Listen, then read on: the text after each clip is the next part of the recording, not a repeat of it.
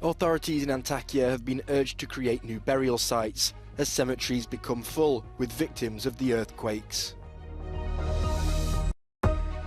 NATO members discuss accelerating the supply of arms to Ukraine, but combat planes appear to be off the table.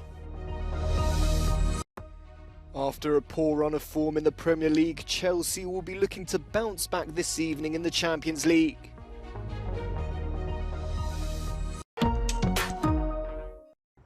In Antakya in southern Turkey, there is no more space in existing cemeteries to bury the victims of last week's earthquakes. As the death toll surpasses 37,000, authorities have been urged to create new burial sites, as our international correspondent Annalise Borges reports.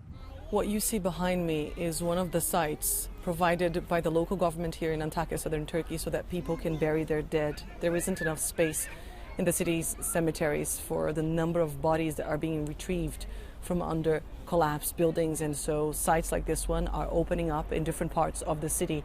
We've just been down there, but officials asked us not to film at the site in order to provide families with a minimum of privacy.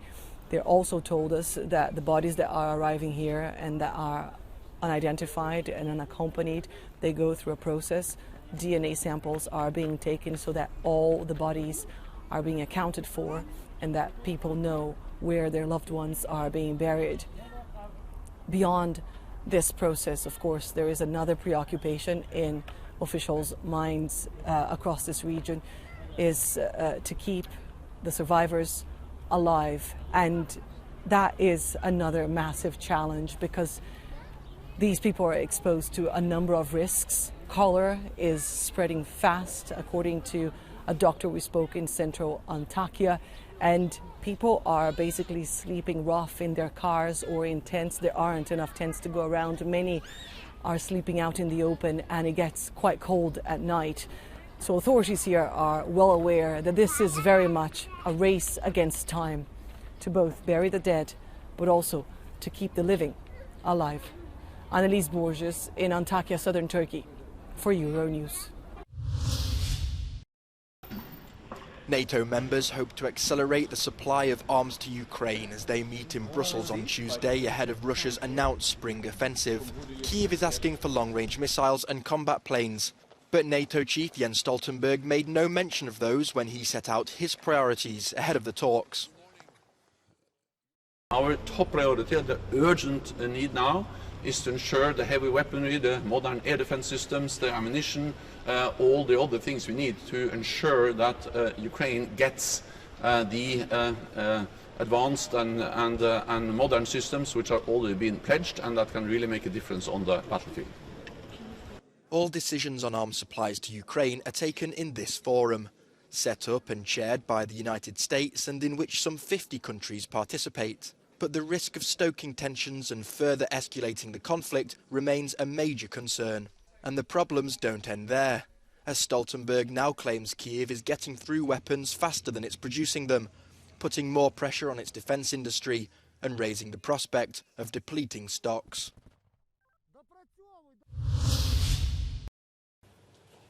The Institute for the Study of War continues to assess the current Russian most likely course of action is an imminent offensive effort in Luhansk region.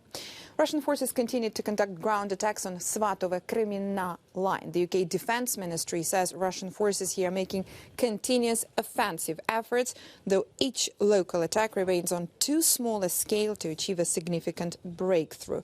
Russia likely aims to reverse some of the gains Ukrainian forces made over September-November 2022.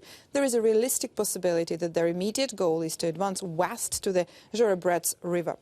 Russian forces continued making tactical gains and conducted ground attacks around Bakhmut. The Wagner Group head Yevgeny Prigozhin claimed that Wagner Group forces captured Krasna Hora on the 12th of February. This is 4 kilometers north of Bakhmut, which is confirmed by footage and imagery of Wagner Group fighters in Krasna Hora. Kyiv denies those claims, saying that the fighting here in this area continues. The UK Defence Ministry confirms that organised Ukrainian defence continues in this area. The tactical Russian advance to the south of the town has likely made little progress. Overall, the current operational picture suggests that Russian forces are being given orders to advance in most sectors, but that they have not mustered sufficient offensive combat power on any one axis to achieve a decisive effect. A depiction of happiness which masks something far more sinister. These are children from Donbass and other Russian-occupied areas of Ukraine who were taken to be handed over to Russian families and given Russian nationality. President Putin's Commissioner for Children's Rights defends it as an act of love for orphan children who have no one to take care of them.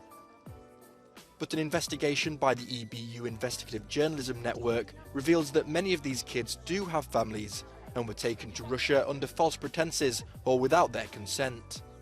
Not only is forcible transfer a war crime, but also adopting children during time of war is also completely against international law. But Russia changed its laws in May to allow these children to be given Russian nationality, and that's happened in hundreds of cases. Будем мы корнями их уже, это еще больше ложится на нас ответственность, чтобы стать действительно настоящими родителями. Я не могу такое. Injured children were also taken to filtration camps. Alexander went to one of them with his mother. She was interrogated and didn't pass the screening process. The young boy said he wasn't even allowed to say goodbye. Alexander's grandmother was able to rescue him before he was transferred. They have no news of what's happened to the mother. Natalia sent her daughter to a summer camp organised by Moscow-designated authorities in Kozarche-Lopanya, one of the first Ukrainian cities to be occupied. She was able to see her daughter Karina again, but other mothers haven't been so fortunate. Does she think that the Russians want to keep the children? Да. Да? Да. Ну, потому что ті, хто половину поїхав, повиїжджав ночі, вони вже практично делають всі там паспорти і остаються там. Сюди їм, як сказали, типа не розрішають в'їжджати, но я в це не вірю. Ukraine says this is akin to genocide, while this human rights lawyer says it goes beyond a war crime. Well, the forcible transfer of children, as we see it, is clearly a war crime.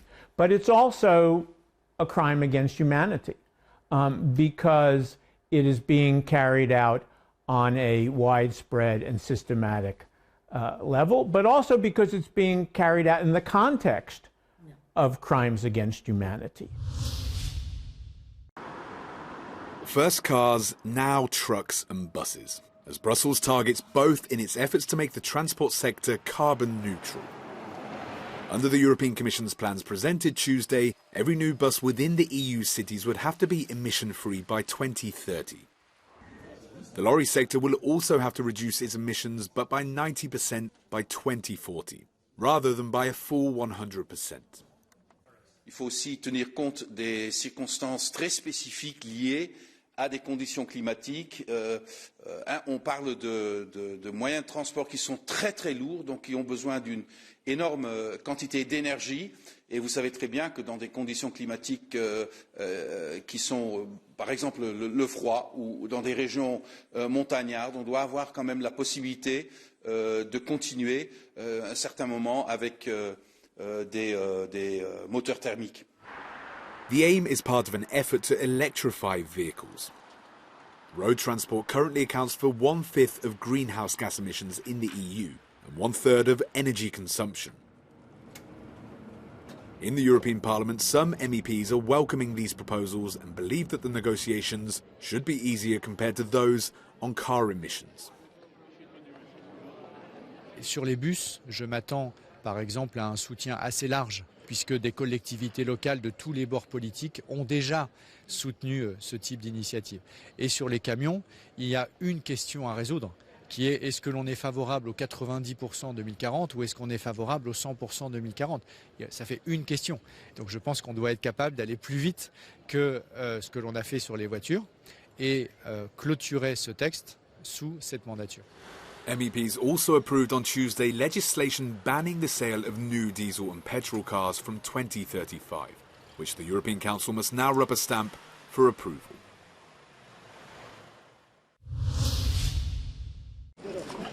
Climate activists Last Generation have begun a fortnight of protests in Austria, starting with a blockade of a main road in Vienna's city centre. A small group glued themselves to the road surface. Their aim is to disrupt morning traffic and raise environmental awareness.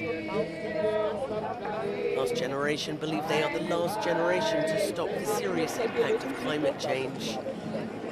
They describe themselves as a non-violent resistance movement.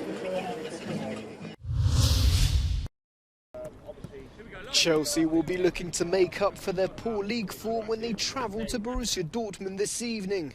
With only one win in 8 games, the Blues' trip to Germany could prove to be very tricky. Graham Potter's men are currently 10th in the Premier League, and their captain Cesar Azpilicueta knows that his team will have to show more in the final third if they want to reach the quarter-finals. The reality is that we are not in the best form of results lately, but it's a new competition, and now it's time to prove it on the pitch. We have to go step by step. I think it's not worth to look really far ahead. Dortmund, who didn't spend as much as their opponents during the winter transfer market, seem to be more solid and are currently 3rd in the Bundesliga after having won their last 6 games. Deprived of their young star Youssoufa Moukoko due to an ankle injury, the Germans will still be able to rely on Sebastian Haller, who scored 11 goals in the Champions League last year with Ajax.